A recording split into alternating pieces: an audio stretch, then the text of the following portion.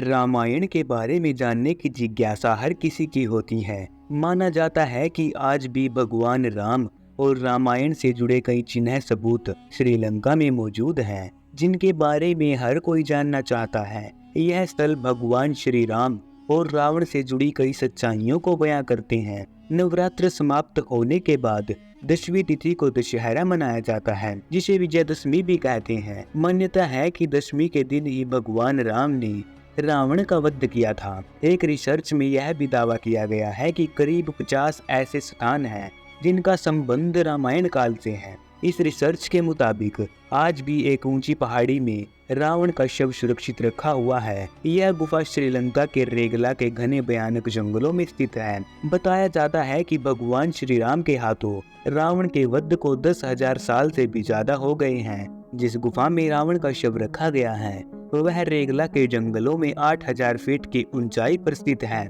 यहाँ पर रावण के शव को एक मम्मी बनाकर ताबूत में रखा गया है।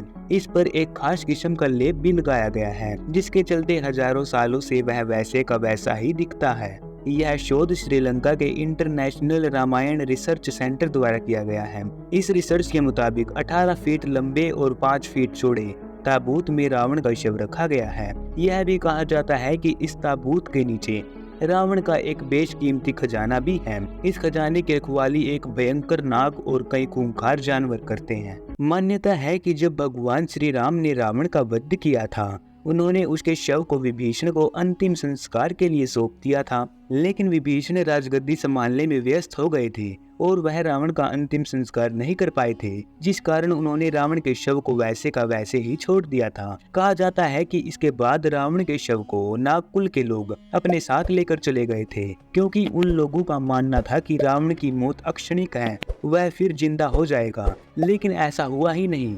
उसके बाद उन्होंने रावण के शव को मम्मी बनाकर ताबूत में रख दिया ताकि वह सालों से सुरक्षित रह सके। रिसर्च में यह भी दावा किया गया है कि रावण की अशोक वाटिका कहाँ थी और उसका पुष्पक विमान कहाँ उतरता था। इसके अलावा भगवान हनुमान के पैरों के निशान भी खोजने का दावा किया गया है। और मित्रों, आपको बता दें कि जिस समय भगवान श्री राम ने रावण का वध किया, उस समय रावण की अनुमानित आयु लगभग 40,000 वर्ष से भी अधिक थी। श्रीलंका की सरकार ने ये दावा किया है कि रावण के शरीर को आज भी एक गुफा में सुरक्षित रखा गया है। उसकी सुरक्षा वहाँ के आदिवासी लोग करते हैं। उनके अनुसार रावण कलयुग के अंत में पुनः जीवित हो जाएगा और चारों वेदों और उपनिषदों को पुनः लिपिबद्ध करेगा। कुछ मतों के अनुसार कलयुग के अंत में जब कल्कि अवतार होगा, तब उस समय के सबसे ताकतवर राक्षस कली पुरुष भी अपने भौतिक स्वरूप में आ जाएंगे और वह पुनः रावण को जीवित करेंगे। रावण के पास इतना ज्ञान था कि वह भविष्य भी जान सकता था। उसे अपनी मृत्यु का आभास पहले ही हो गया था, लेकिन राक्षस कुल में रहने के दौरान उसने जो अनैतिक कार्य किए थे, वह उन सभी के पश्चाताप के लिए स्वयं भगवान विष्णु के अवतार श्री राम के हाथों मुक्ति पाना चाहता था। लेकिन उसके बाद भी उसकी बहुत सारी अंतिम इच्छाएं थी जो कि अधूरी रह गई थी। अब मित्रों, पौराणिक कथाओं के आधार पर यह भी जान लेते हैं कि रावण की क्या थी आखिरी इच्छाएं जो कि वह मरने से पहले पूरी करना चाहता था।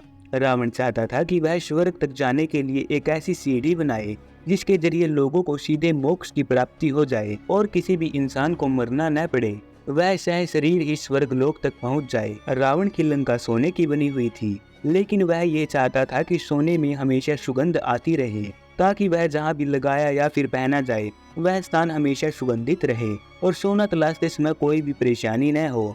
वह स्वयं दुनिया भर के सोने पर अपना अधिकार जमाना चाहता था। रावण का रंग काला था, इसलिए वह चाहता था कि दुनिया के हर शख्स का रंग काला हो ताकि कोई भी व्यक्ति उसकी निंदा न कर पाए। रावण की एक और अजीब इच्छा यह थी कि वह शराब से आने वाली गंध को मिटाना चाहता था, ताकि लोग इसका सेवन करके अधर्म को आसानी से बढ़ा सके और किसी को पता भी न चल सके। रावण यह भी चाहता था कि प्रकृति के सभी जीवों के खून का रंग सफेद हो जाए, क्योंकि बहुत सारे युद्धों के दौरान जितने भी लोगों का खून बहता है वह नदियों में मिलने के बाद प्रकृति का संतुलन बिगड़ने लगता है। इसीलिए रावण चाहता था कि सभी के रक्त का रंग सफेद हो जाए। तो मित्रों, यह थी रावण की अंतिम इच्छाएं जो कि वह मरने से पहले पूरी करना चाहता था। तो दोस्तों, कैसी लगी आपको आज के वीडियो कमेंट सेक्शन में जरूर बताएं। साथ ही साथ इस वीडियो को एक लाइक और चैनल को जरूर सब्सक्राइब करें।